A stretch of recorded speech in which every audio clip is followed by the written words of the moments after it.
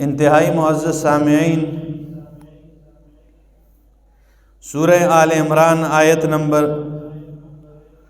84 آپ کے سامنے تلاوت کی۔ تیسرا پارہ، اس میں اللہ رب العزت نے فرمایا کہ میرے پیغمبر آپ کہہ دیجئے کہ ہم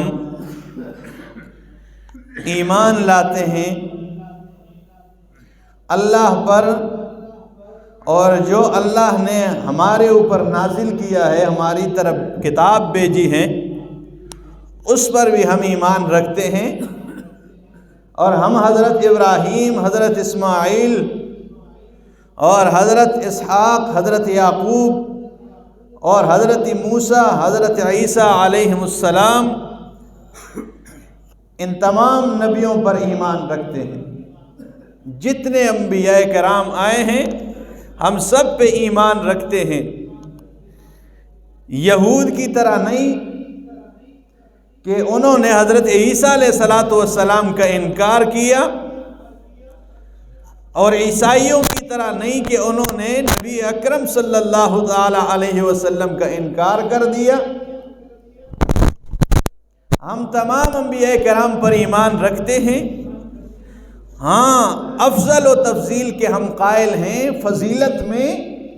سب سے بڑھ کر جو فضیلت ہے تو وہ جناب نبی اکرم صلی اللہ تعالی علیہ وسلم کی فضیلت ہے، اور وہ قرآن نے ذکر فرمایا، تلک الرسل فضلنا بعضهم علی بعض، یہ میرے رسولوں کی جماعت ہے، بعض کو میں نے بعض پر فضیلت کیا کر دی ہے، عطا کر دی ہے۔ تو سب سے زیادہ فضیلت جو عطا کی ہے وہ ہمارے نبی اکرم صلی اللہ تعالی علیہ وسلم کو دی۔ باقی ایمان ہم سب نبیوں پر رکھتے ہیں۔ فرمایا قل آمنا باللہ وما انزل علینا، میرے پیغمبر کہہ دیجئے ہم ایمان رکھتے ہیں باللہ، اللہ پر، وما انزل علینا،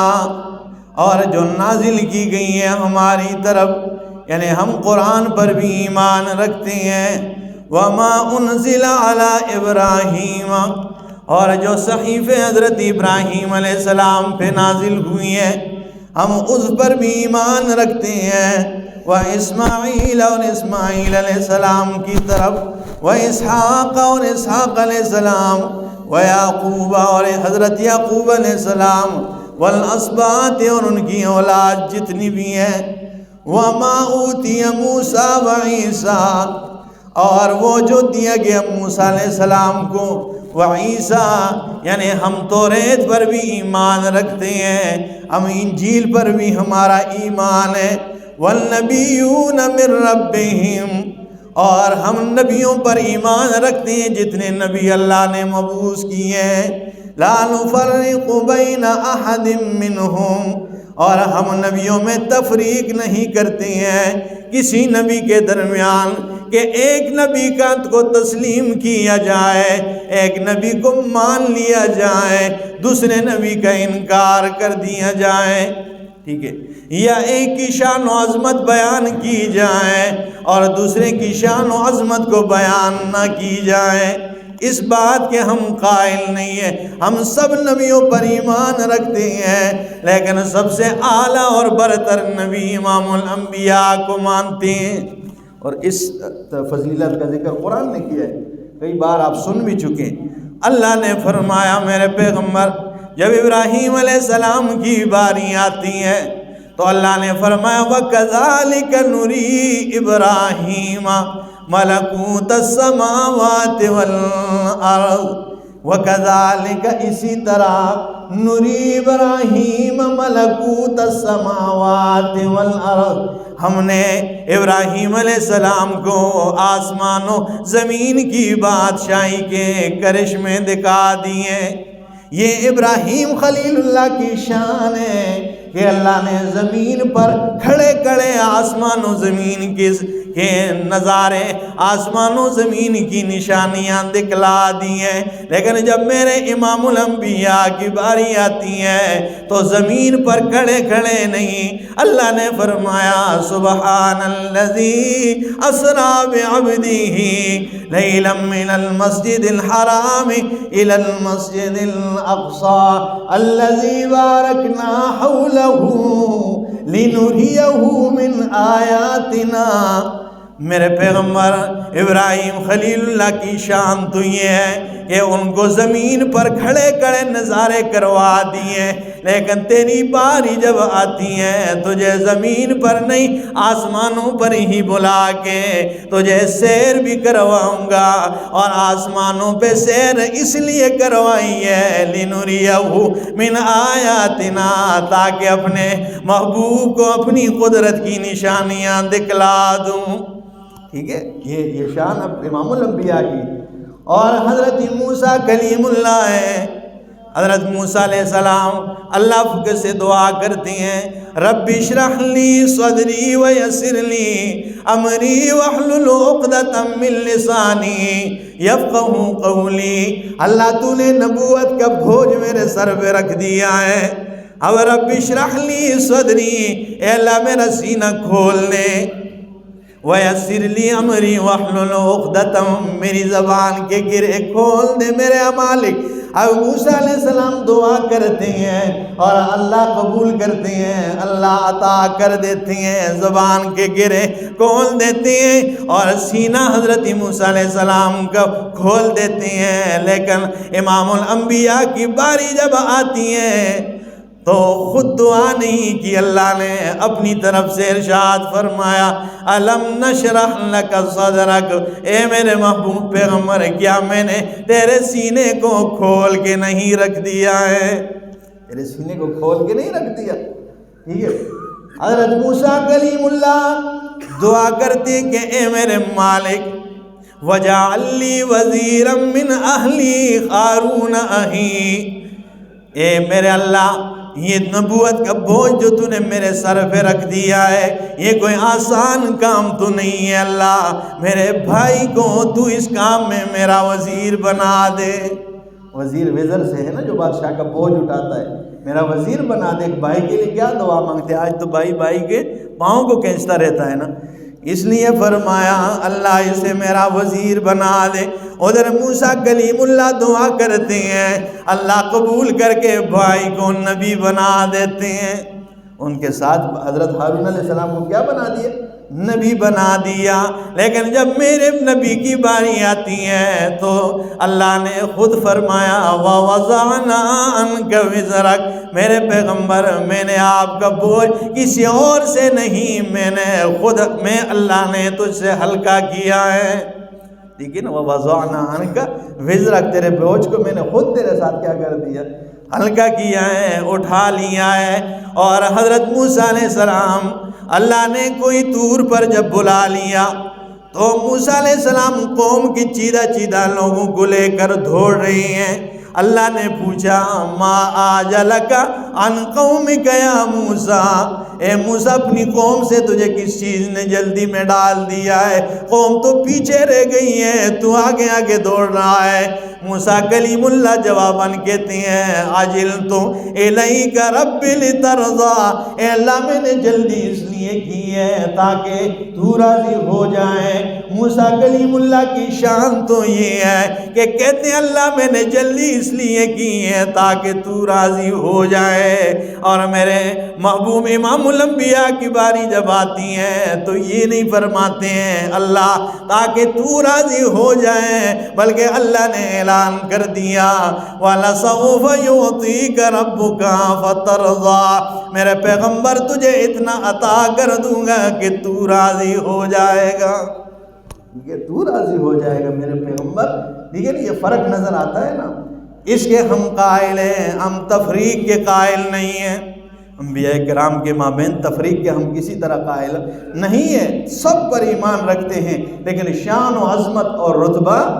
امام الانبیاء صلی اللہ تعالی علیہ وسلم کی سب سے زیادہ ہے۔ تو فرمایا لا نفرق بین احد منہم ونحن لہ مسلمون، اور ہم سب ان کے لیے فرمان بردار ہیں۔ ومن یبتغی غیر الاسلام دینا، اللہ فرماتے ہیں جس نے اسلام کے علاوہ کوئی اور دین تلاش کیا، اس نے اسلام کے علاوہ کوئی اور دین تلاش کی، فَلَن يُقْبَلَ مِنْهُ، تو وہ کبھی بھی اس سے قبول نہیں کیا جائے گا۔ اور شیخ القرآن امام محمد طاہر پشبیری رحمہ اللہ نے اصول السنہ میں اس آیت کے تئیں گئے حدیث کا ذکر کیا ہے کہ اللہ کے رسول نے فرمایا اب اللہ ان یقبل صاحب البدعۃ، اللہ کسی بدعتی کو نہیں بخشے گا، معاف نہیں کرے گا یہاں تک کہ وہ اپنی اس بدعت سے توبہ طائب نہ ہو جائے، اس لیے کہ اس نے بھی اسلام دین کے علاوہ کوئی اور دین تلاش کر دیا ہے، ایک کام دین کے اندر نہیں ہے، وہ دین سمجھ کے خود بھی کر رہا ہے، دوسروں کو بھی دعوت دے رہا ہے، ٹھیک ہے، وہ خود بھی بدعت کر رہا ہے، کوئی اور دین اپنے سے بنایا ہوا ہے، جیسے 15 شعبان سمجھے، میلاد سمجھے، ٹھیک ہے نا، یہ جلوس ہے، یہ سارے بدعات، ٹھیک ہے نا، اس نے اپنے سے ایک دین بنایا ہوا ہے اور لوگوں کو بھی اس میں اس کی ترویج کر رہا ہے، خود بھی کر رہا ہے۔ اس شخص کی معافی نہیں ہوگی جب تک زندگی میں اس بدعت سے توبہ طائب نہیں ہوگا اور اسے چھوڑے گا نہیں۔ اس لیے اللہ کے پاک پیغمبر نے فرمایا ترکتکم، میں نے تمہیں دیا ہے ایک صاف ستھرا دین، تمہارے لیے چھوڑا ہے، بالکل لیلھا کنہارھا، میں نے ایسا دین چھوڑا ہے لیلھا کنہارھا، جس کی رات بھی دن کی طرح روشن ہے، جس کی رات بھی اس کی دن کی طرح کیا ہے، روشن ہے، بیضاء، بالکل سفید دین میں نے چھوڑا ہے، اس میں کسی گندگی کی گنجائش نہیں ہے۔ فرمایا جس نے دین کے علاوہ، اسلام کے علاوہ کوئی اور دین تلاش کیا وہ قبول نہیں کیا جائے گا، وَهُوَ فِي الْآخِرَةِ مِنَ الْخَاسِرِينَ، اور وہ آخرت میں خاسرین، نقصان اٹھانے والوں میں سے ہو جائیں گے، آخرت میں وہ بہت بڑا نقصان اٹھانے والا بن جائے گا۔ کیف یہدی اللہ قوما کفروا، اور کس طرح اللہ اس قوم کو ہدایت دیتا ہے، توفیق دے گا، کفروا، جنہوں نے انکار کیا ہے، بعد ایمانہم، بعد ایمان لانے کے، وشہدوا ان الرسول حق، اور اس بات کی گواہی دینے کے بعد کہ رسول حق ہے، اس بات ایمان لانے کے بعد، اس سے بڑی بدبختی ان کو کہ بھائی انہوں نے ایمان بھی لائے اور یہ گواہی بھی دی ہے کہ رسول حق اور سچا ہے، وجاءہم البینات، اور ان کے پاس واضح دلائل بھی آ چکے ہیں، واللہ لا یہدی القوم الظالمین، اور اللہ توفیق نہیں دیتے قوم ظالموں کو۔ ہدایت کا معنی توفیق اس لیے کیا ہے کہ کئی ظالم ایسے ہیں جن کو اللہ نے ہدایت دے دی ہے، یہاں پر توفیق حضرت شیخ القرآن رحمہ اللہ نے معنی کیا کہ اللہ ظالموں کو توفیق نہیں دیتی ہیں، ایمان لانے کے بعد، گواہی دینے کے بعد وہ مرتد ہو گئے، انہوں نے کفر کیا ہے، اولئک جزاؤہم، یہی بدلہ ہے ان لوگوں کا، ان علیہم لعنت اللہ، جنہوں نے ایمان لانے کے بعد کفر اختیار کیا ہے، رسالت کا اقرار کرنے کے بعد کفر اختیار کیا ہے، اللہ فرماتے ہیں ان کی سزا یہ ہے کہ اللہ بھی ان پہ لعنت کرتا ہے، والملائکۃ، اور ملائکہ بھی اس پہ لعنت بھیجتے ہیں، والناس اجمعین، اور سارے لوگ اس پہ لعنت بھیجتے ہیں، اللہ بھی لعنت بھیجتا ہے، اس پہ لعنت ہو، اور ملائکہ بھی اس پہ لعنتیں بھیجتے رہتے ہیں، اور لوگ بھی سارے کیا کرتے ہیں، اور یہ کسی ایک گھڑی کے لیے نہیں، خالدین فیہا، اسی لعنت میں یہ لعنتی ہمیشہ رہے گا، لا یخفف عنہم العذاب، اور ان سے کہیں عذاب کو ہلکا نہیں کیا جائے گا، ولا ہم ینظرون، نہ ان کو مہلت دی جائے گی، الا الذین تابوا من بعد ذلک، لیکن وہ لوگ جنہوں نے اس کے بعد توبہ کیا، یہ جاہل کی توبہ ہے، وہ توبہ کریں اور اپنے عمل درست کر جائیں، جاہل کی توبہ، عالم کی توبہ، منافق کی توبہ، ٹھیک ہے نا، یہ میں نے آپ کو اقسام بتائے تھے۔ تو جاہل کی توبائیں یہ دو باتیں ہیں، کیونکہ اس نے خود تو گناہ کر دیا ہے لیکن دوسرے کو گمراہ نہیں کیا ہے، تو یہ توبہ کریں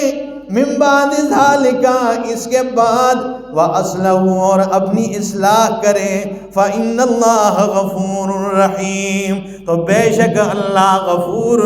بخشنے والا ہے، رحیم مہربان ہے، اللہ معاف بھی کر دے گا، دل سے توبہ کرے۔ ان الذین کفروا بعد ایمانہم، لیکن وہ لوگ جنہوں نے کفر کیا ایمان لانے کے بعد، ثم ازدادوا کفرا، پھر کفر ہی میں اور زیادہ بڑھ گئے، لن تقبل توبتہم، اللہ فرماتے ہیں ان کی توبہ قبول نہیں کی جائے گی۔ یہاں آگے مفسرین نے الفاظ لکھے، لن تقبل توبتہم فی ہذہ الحالت،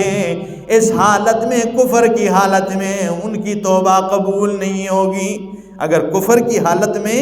تو اس کی توبہ قبول نہیں ہوگی، ہاں توبہ کر لیا، اس سے توبہ طائب ہو گیا، ایمان قبول کر لیا، تو پھر اللہ اس کی توبہ قبول کرے گا۔ یا دوسرا لفظ یہ ہے،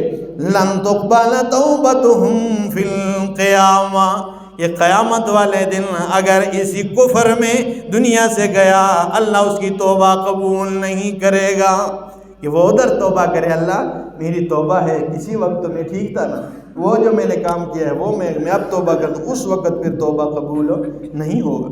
وَأُولَٰئِكَ هُمُ الضَّالُّونَ، یہی لوگ گمراہ، ان الذین کفروا وماتوا وهم کفار، اور بے شک وہ لوگ جو جنہوں نے کفر کیا، وماتوا اور مر گئے، وهم کفار، کفر کی حالت میں،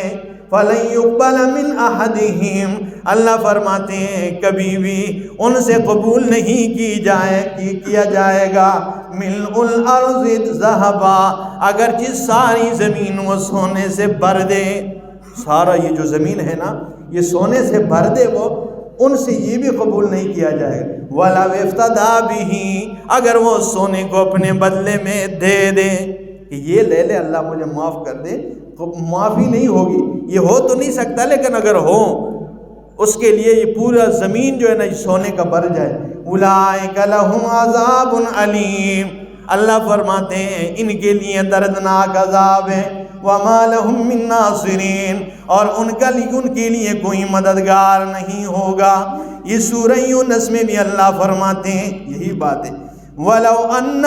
لِكُلِّ نَفْسٍ ظَلَمَتْ، اور بے شک جس نے بھی ظلم کیا ہے، مَا فِي الْأَرْضِ لَافْتَدَتْ بِهِ،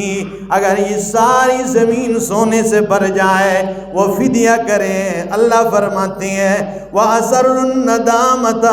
وہ چھپائے اپنی ندامت کو، لَمَّا رَأَوُا الْعَذَابَ،